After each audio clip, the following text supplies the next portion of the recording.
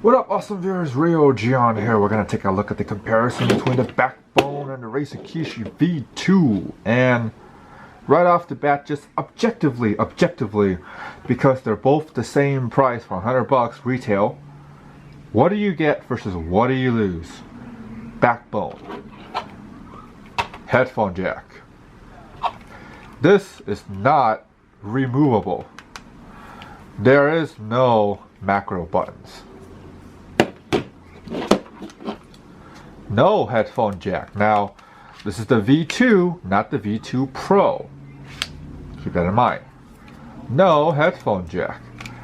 These are removable, and I have removed them already, so more space. Macro buttons. So, right off the bat, if that's exactly what you need to know, you are good to go.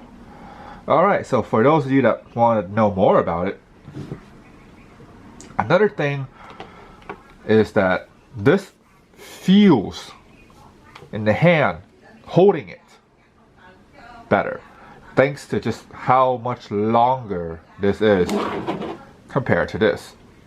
So we stack them up, kind of trying to even things out. There you go. It's probably for the best, but you can't tell, huh?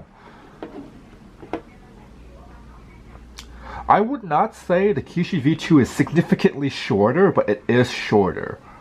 It's shorter to the point where you can feel the difference. So we're gonna take a good old S10 Plus. And this particular grip feels good. Turn off the screen. This particular grip feels good in the hands.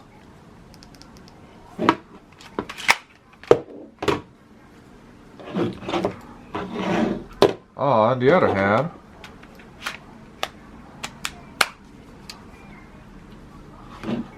this doesn't feel bad. It just doesn't feel as good. Like, this isn't a bad setup at all. It's just not as comfortable. But then again, I have big hands. So if you have smaller hands, I don't think it matters. So there's that.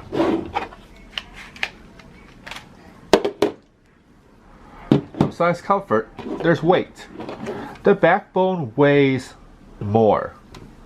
In terms of how much more, I came prepared. I got a scale. Alright, so with the Kishi V2, you are looking at 121 grams. What the BackBone? You're looking at 139 grams. So if you were to have something like, let's say, pretty similar to my particular setup here with the S10 Plus. Now the S10 Plus is 217 grams. Now keep in mind this is the ceramic version, which is heavier than the regular version. The regular version, I believe, 185 to 190 grams. I believe it is around there. I don't remember where it is around there, but this is the ceramic version, hence the heavier weight. But let's say if you're used to something like this chunky Odin here, which is going at 364 grams, a lot of what I'm saying doesn't matter to you if you're used to that kind of heavy thing weighing down on those pants pockets or bag. If you have a bag, that's, I think, kind of throw everything off the table if you have a bag. But if you have just pants pockets and like you're trying to juggle between phones and game consoles and things like that, weight does play into the picture. So it's not a significant amount of weight, but it is there. It is something that I believe is worth mentioning. Now, in terms of the overall back clamp, I guess you can say that, this feels stiffer. Like the way how it closes, like you feel like the spring is stiffer, and there's a lot more noise too. Like there's more moving parts from just doing this versus doing this. And it's a lot quieter. And the only thing that I can't really show on video is the amount of force it takes to kind of release it per se and bring it back. This is not as much force. So take that as you will, whether or not this is a cheaper build quality or because it's stiffer is a higher build quality. That's entirely up to you to determine that. Now, those are all the outside stuff. Now the inside stuff. Actual buttons and feelings and how they feel. Now the BackBone doesn't feel bad. It feels alright. It does feel kind of stiff for my particular taste. So, in case if you want to know what it sounds like, I have another video somewhere maybe that probably has a sound video that I uploaded. I typically upload like sounds and unboxings before the actual talk, so there's around there. It does feel kind of stiff, which is kind of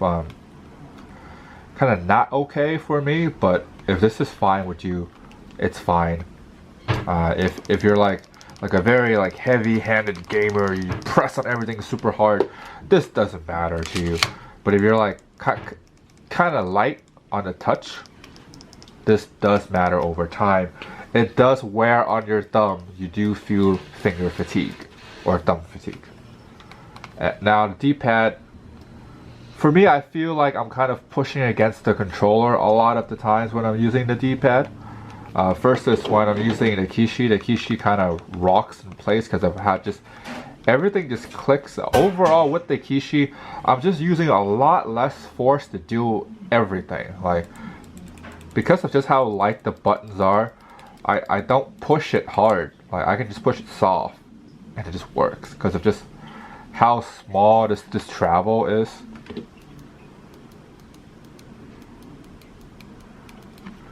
Compared to the BackBone.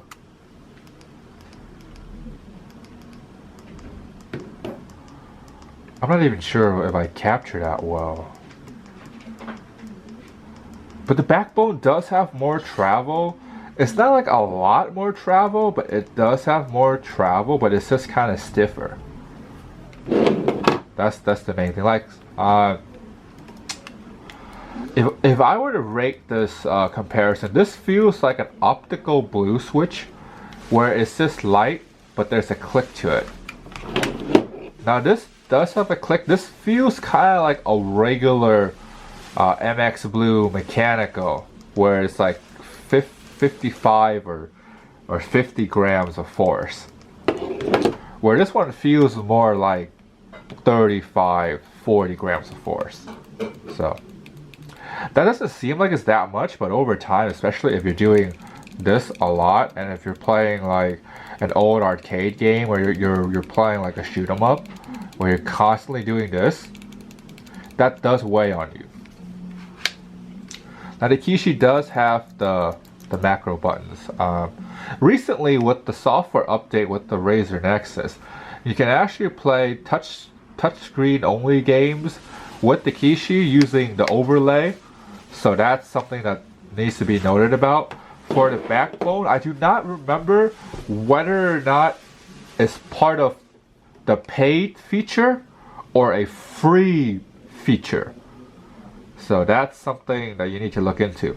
So if you want overlay with the BackBone, there could be a chance you may have to pay for it because it comes with a subscription plan for the BackBone, which when I hear that, I don't even bother installing the app, to be honest, because I'm not paying a subscription plan to use the controller. That's just kind of ridiculous.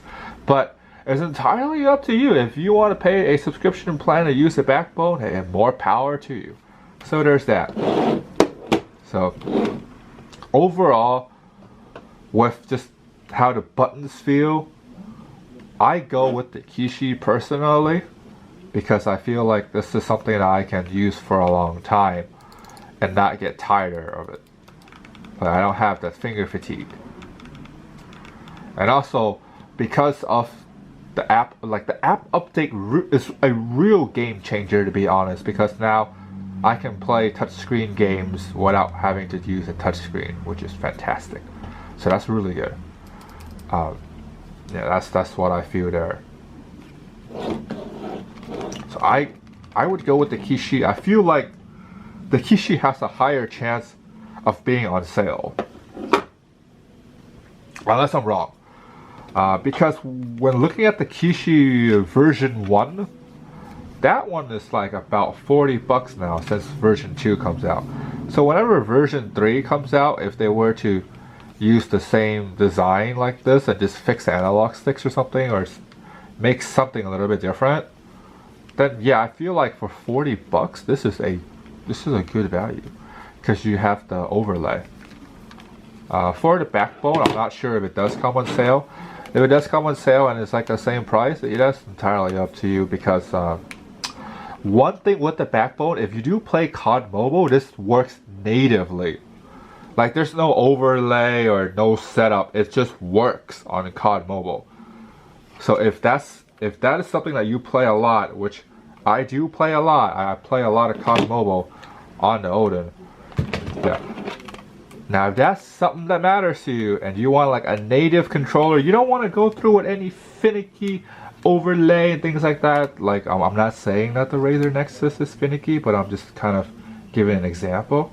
So if you don't want to deal with an overlay, this is it, because it just works on COD Mobile natively. This one you do have to deal with an overlay.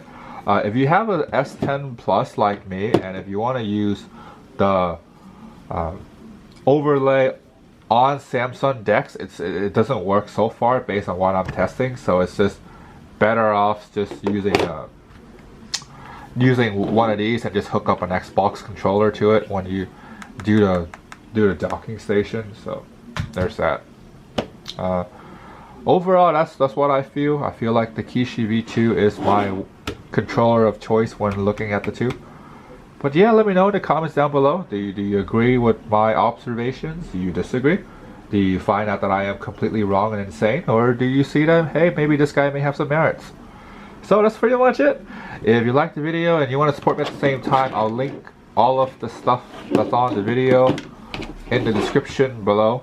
So if you want to buy any of the items and support me at the same time, no extra cost to you, yeah, links are down below. If you're new, click subscribe, the bell, thumbs up, comment for more content. You guys stay awesome.